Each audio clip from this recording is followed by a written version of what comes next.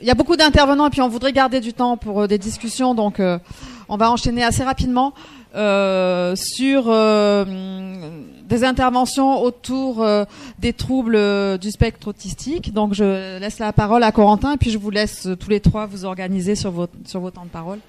Alors bonjour à tous, donc moi je m'appelle Corentin Gosling, je suis neuropsychologue et je suis attaché temporaire d'enseignement et de recherche ici à l'université de Nîmes. Donc je vais avoir le plaisir de vous introduire donc cette présentation qui porte sur les personnes ayant un trouble du spectre de l'autisme. Et pour commencer, je pensais que c'était important de rappeler déjà ce que les classifications psychiatriques internationales entendaient par trouble du spectre de l'autisme. Alors cette catégorie diagnostique, elle regroupe en fait des personnes qui ont des difficultés importantes dans deux grands domaines. Le premier domaine, ce sont les interactions sociales, et le second, ce sont tout ce qui est comportement et intérêt restreints et ou répétitifs.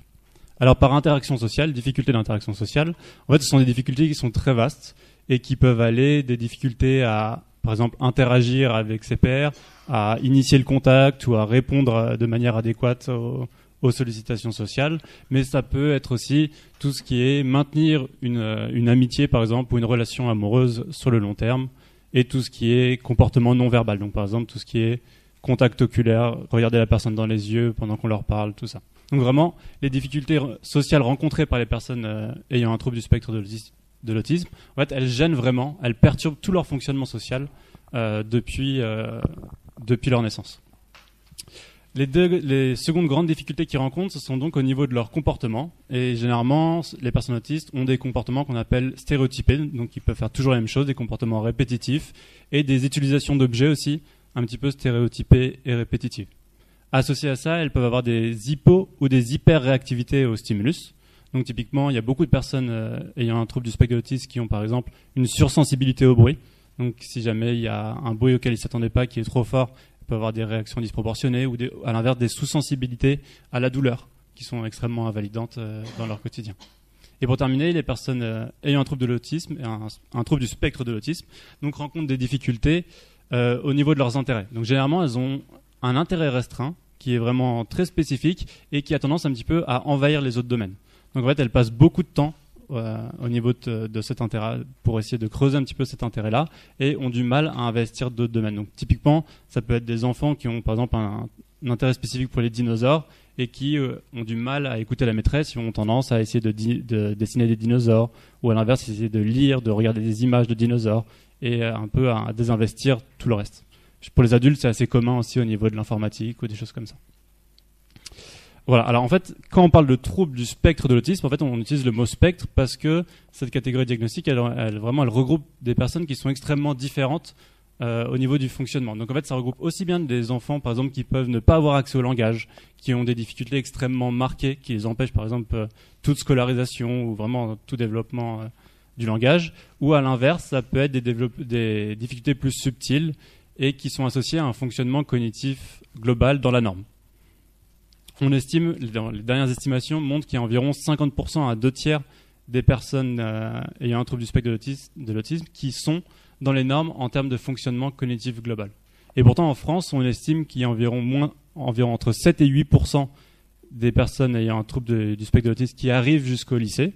Il y en a moins de 1% qui arrivent jusqu'à l'université. Donc en fait, si vous voulez, 60% environ ont un fonctionnement cognitif global dans la norme, et pourtant, moins d'1% arrivent jusqu'à l'université.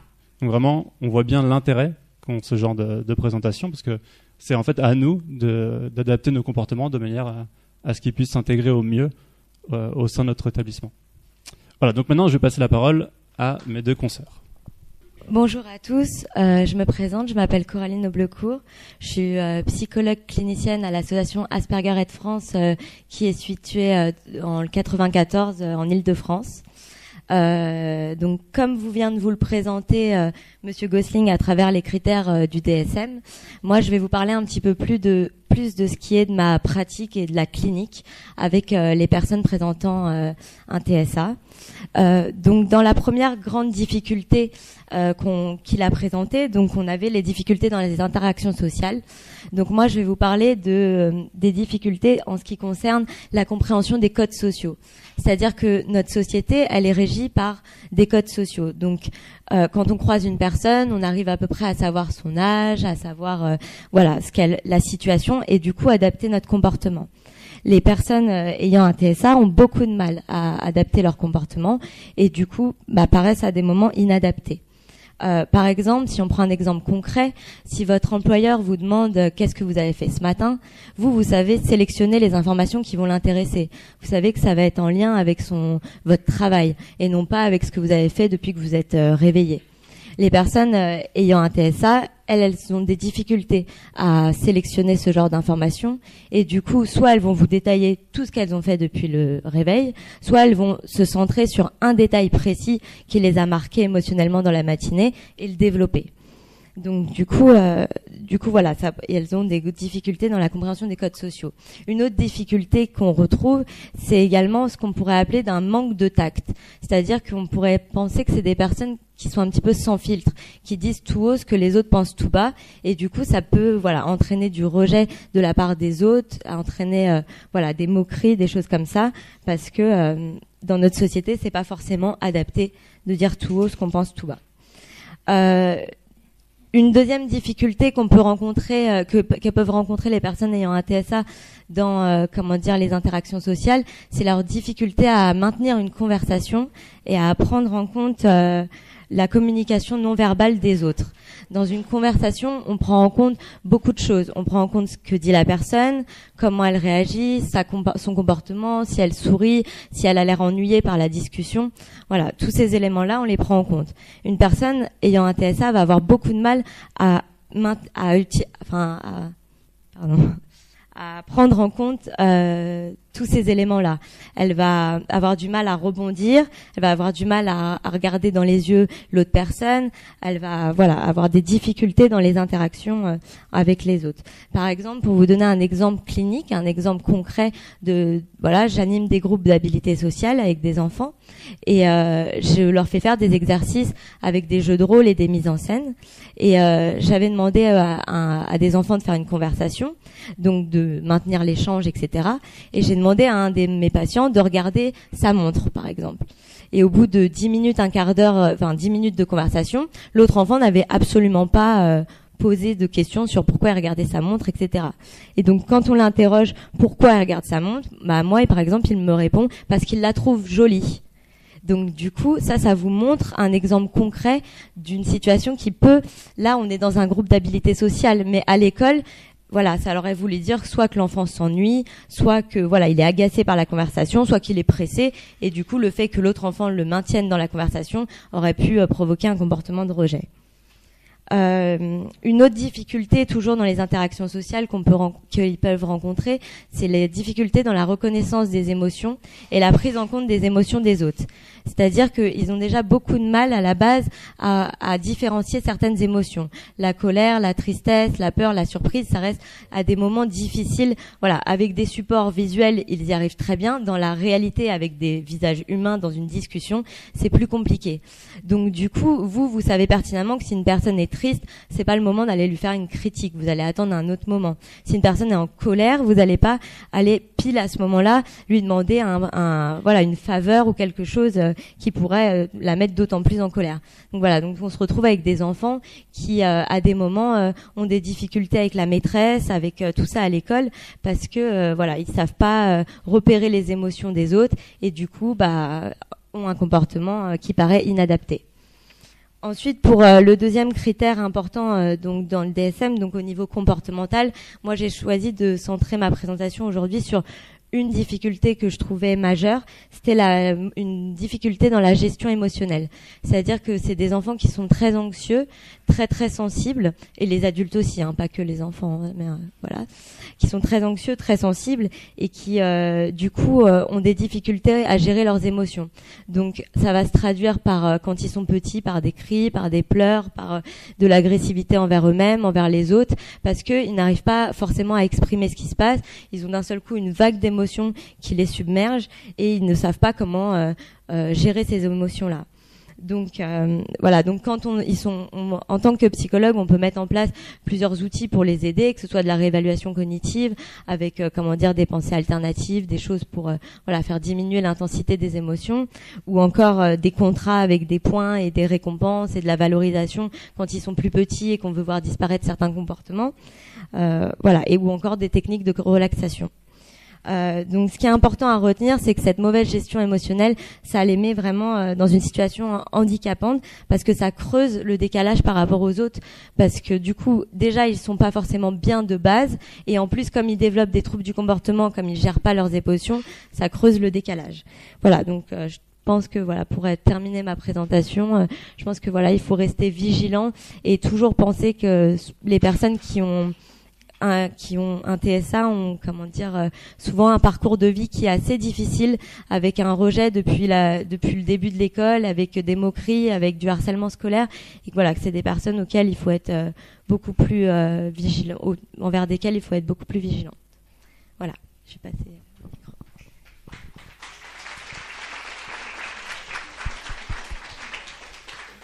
Bonsoir à toutes et à tous. Donc, je suis Manon Ménard.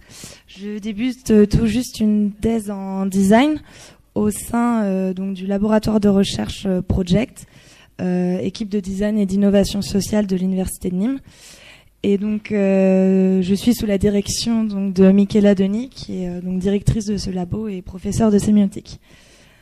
Alors, le cadre de ma thèse, en fait, s'effectue au sein d'un projet d'envergure nationale qui s'intitule construire une université inclusive ASPI friendly. Le but de ce projet, c'est une université qui est censée s'adapter aux personnes atteintes du syndrome d'Asperger, qui est un trouble du spectre de l'autisme. Ici on parle d'un trouble sans déficience intellectuelle, mais ce sont notamment des personnes qui ont beaucoup de difficultés avec les interactions sociales. Ce projet est porté par Bertrand Montubert, qui est mathématicien et professeur des universités à Toulouse 3. Et donc c'est un projet financé par le programme d'investissement d'avenir dans le cadre des ANR, nouveau cursus à l'université, pour une période de 10 ans, de 2018 à 2028. Donc c'est un projet qui lie de nombreux acteurs, des universités françaises, le ministère des Armées, mais aussi des entreprises privées comme par exemple Microsoft France. Donc le but de ce grand projet est de pouvoir proposer d'ici une dizaine d'années un encadrement au sein des universités françaises disposé à offrir en fait à l'ensemble des étudiants, pas seulement les étudiants Asperger, et leur permettre en fait de s'épanouir à la fois dans leur apprentissage, mais aussi dans leurs relations sociales, puisque en fait les problématiques principales auxquelles le projet s'intéresse, c'est notamment l'exclusion sociale et la déscolarisation dont les personnes atteintes du syndrome d'Asperger sont sujets. Il a également aussi, le projet a également pour objectif d'accompagner ces personnes, ces étudiants, dans leur insertion professionnelle, d'où l'implication de nombreuses entreprises dans le projet. Donc mon sujet de thèse est un projet de thèse de recherche projet par le design, qui interroge dans un premier temps les pratiques et les stratégies quotidiennes utilisées par les personnes Asperger pour s'adapter, voire se suradapter, comme on a pu le voir, dans un contexte particulier, celui de l'université. Cette recherche doit permettre de contribuer à l'amélioration de leurs conditions de vie, que ce soit à l'université, mais aussi lors de leurs déplacements pour venir et partir de l'université, ainsi que lors de leur temps de travail. Puisque la vie d'un étudiant, de tout étudiant, se passe aussi en dehors des murs de l'établissement, et l'extérieur et l'intérieur s'influencent réciproquement. Et puisqu'on parle de pédagogie inclusive, comme j'ai pu le dire, il s'agit également de repenser l'accessibilité des apprentissages et de l'environnement scolaire pour les personnes atteintes d'Asperger dans un premier temps, mais aussi pour l'ensemble des étudiants dans leur totalité, puisqu'en fait, lorsqu'on s'intéresse plus particulièrement aux stratégies d'apprentissage des personnes atteintes du syndrome d'Asperger, on voit que de par leur pragmatisme, on peut en fait repenser des systèmes qui peuvent bénéfiques à tous. Comme par exemple, la semaine dernière, on a eu une réunion avec Bertrand Montubert et une psychologue en neuropsychologie qui expliquait par exemple que lors de dissertations, des personnes atteintes d'un syndrome d'Asperger vont en fait totalement oublier le plan traditionnel de introduction, 3 arguments, conclusion, mais pourtant vont avoir en fait un propos très très pertinent, mais parce qu'ils respectent pas ces règles-là, en fait, on peut pas leur attribuer la moyenne, ce qui peut être très déstabilisant pour eux. Donc une thèse de recherche projet par le design implique donc d'avoir un terrain de recherche pour contextualiser, enquêter et prendre en compte les pratiques quotidiennes des bénéficiaires concernés directement et indirectement par le projet. Donc ici, étudiants, enseignants, familles, etc. En ce qui me concerne, donc c'est pour cette première année de doctorat que je débute juste depuis 1 mois, est effectuée en fait en grande partie au sein de l'Université fédérale de Toulouse. Donc il est question dans un premier temps de rencontrer à la fois des étudiants Asperger sous leur accord, ils peuvent refuser, mais aussi des enseignants, les personnels pédagogiques et administratifs et les parents. Donc les premières rencontres et états des lieux seront un point de départ en fait essentiel pour établir des premières enquêtes, mais aussi relever ce qui est déjà mis en place au sein des établissements pour améliorer ou non la vie des étudiants et de tout leur entourage. Il est également question avec d'autres acteurs du projet Aspin Friendly de composer des comités d'utilisateurs, c'est-à-dire des groupes de personnes comprenant à la fois des étudiants Asperger mais aussi des étudiants neurotypiques et aussi des enseignants, des acteurs partenaires du projet et notamment des professionnels et toute personne en fait motivée et intéressée par le projet. Donc le but de ces comités d'utilisateurs à ce stade de l'avancée du projet est de pouvoir organiser de manière locale des ateliers participatifs et ou des réunions dans lesquelles il est nécessaire d'identifier les nécessités et identifier en fait des pistes de projet pour ensuite arriver à des prototypes qui puissent être testés donc par les utilisateurs et que en fait les avis puissent être échangés. Donc ce qui est important aussi de retenir dans la recherche projet en design, c'est que l'objectif n'est pas de répondre à une commande préalablement établie, c'est-à-dire on aimerait bien créer un dispositif interactif ou un kit pédagogique ou peu importe sous quelle forme, mais il s'agit en fait plutôt de proposer avant de proposer des dispositifs, c'est surtout de prendre en compte l'ensemble de l'environnement cognitif et émotionnel des étudiants Asperger. Donc ici, on voit bien qu'il est nécessaire et primordial d'interroger les nécessités de ces étudiants et d'essayer donc à travers des méthodes d'observation ethnographique, c'est-à-dire l'ethnographie, c'est un domaine qui fait partie des sciences sociales, si je me trompe pas, qui consiste en fait à étudier une culture ou une société en fait en cohabitant avec elle, pas simplement la regarder, mais en vivant tout son quotidien avec elle. Donc c'est des méthodes typiques utilisées en design et de comprendre en fait par là les besoins et donc les pratiques quotidiennes des bénéficiaires auxquels on s'adresse. Donc si le projet Aspin Friendly vous intéresse, vous pouvez retrouver donc plusieurs informations donc complémentaires sur le site qui est dédié, donc @aspri-friendly.fr. Donc vous y trouverez des informations à la fois sur le spectre autistique, la pédagogie inclusive et l'accompagnement vers la vie professionnelle.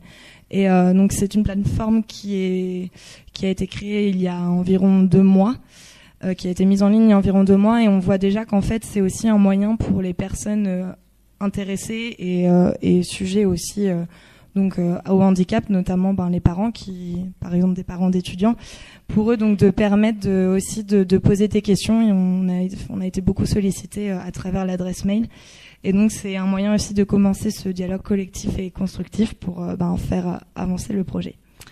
Voilà, je vous remercie pour votre attention.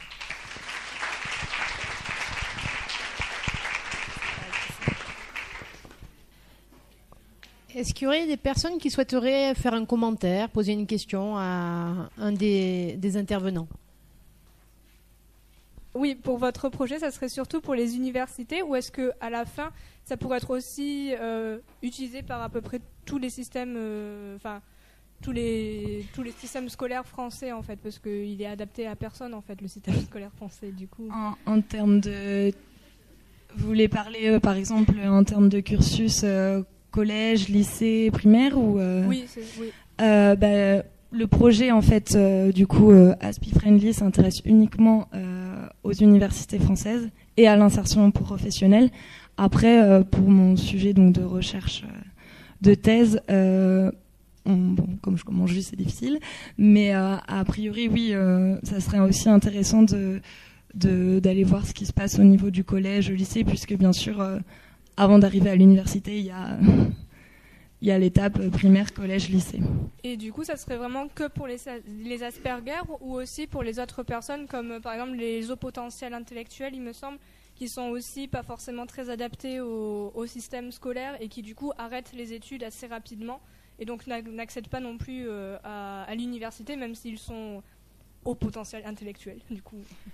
Et dans l'idéal, oui, ça serait en fait de pouvoir adapter un dispositif à l'ensemble en fait, oui, de tous étudiants, puisqu'on parle en fait de pédagogie inclusive. Donc c'est vraiment là que le projet prend son ampleur. Ok, merci. Bonjour. Je voudrais savoir ce que deviennent les jeunes adultes TSA. S'il y en a 7 à 8% qui sont au lycée, et les autres? Vous voulez dire en termes d'insertion professionnelle, oui, tout ça? Oui. Alors, je crois que c'est il y a moins de 5% qui terminent avec aux États-Unis, ils appellent ça high skill, high trained. Vous savez, c'est en gros des métiers qui demandent beaucoup de compétences et beaucoup de formation. On estime que c'est inférieur à 5%. Et globalement, ceux qui sont employés, parce qu'il y a très peu d'études en France, ce que je vois aussi, c'est au niveau mondial, et surtout aux États-Unis, et c'est environ entre 25 et 30% qui ont un emploi dans leur vie en tant qu'adultes. Mais c'est pas forcément une petite précision, c'est pas forcément un emploi régulier, vous voyez, ça peut être des petites missions, des choses comme ça. En tout cas, c'est vraiment une qualité de vie au niveau aussi bien professionnel que social qui est assez difficile. J'ai pas bien compris par rapport à l'étude. Parce qu'en fait, il y a de la création d'emplois dans le domaine de l'armée auprès des personnes atteintes de l'autisme Asperger, parce que en général, c'est pareil, c'est difficile de généraliser parce que on dit souvent qu'il y a autant de personnes atteintes d'autisme Asperger que de façon d'être autiste. Et en fait, c'est des personnes donc qui sont très à l'aise, par exemple avec le langage informatique ou les logiques mathématiques, et donc dans le domaine de l'armée. Après, bon, je sais pas exactement de quel poste on parle, mais il y a des postes à pourvoir et